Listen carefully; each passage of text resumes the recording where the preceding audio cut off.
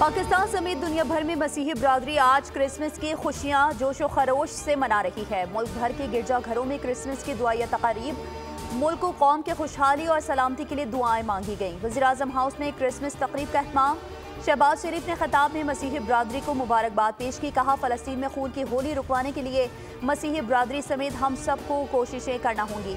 Army chief ने रावलपिंडी में Saint Joseph Catholic church की तकरीब में शिरकत की और मसीही बरादरी से यकजहती और हम आहंगी के जज्बे का इजहार किया।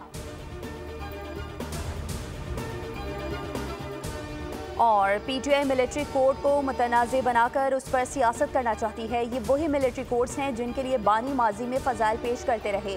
वफाकी वज़ीर इत्तलात अताउल्लाह तारड़ की गुफ्तगू। कहा, मिलिट्री कोर्ट के फैसले के बाद मुल्क से बाहर भी लॉबिंग की जा रही है। अता तारड़ ने वाज़ेह किया कि फ़ौजी इदारों या मातहत जगह पर हमला किया जाए तो इतलाक़ आर्मी एक्ट के तहत होगा।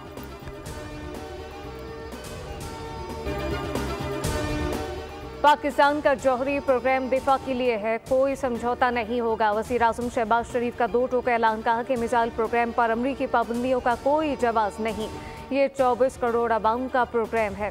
पीटीआई से मीटिंग हो गई, 2 जनवरी को अगला सेशन होगा। ज़ाती पसंद नापसंद को कौम की खातिर कुर्बान करें। वफाकी काबीना अजलास का एलामिया जारी है। वज़ीर दाखिला मोहसिन नकवी ने काबीना को पारा चनाव की सूरत हाल पर तफसीली ब्रीफिंग दी। इजलास में सिक्योरिटी एहलकारों की कुर्बानियों को खराज अकीदत पेश किया गया।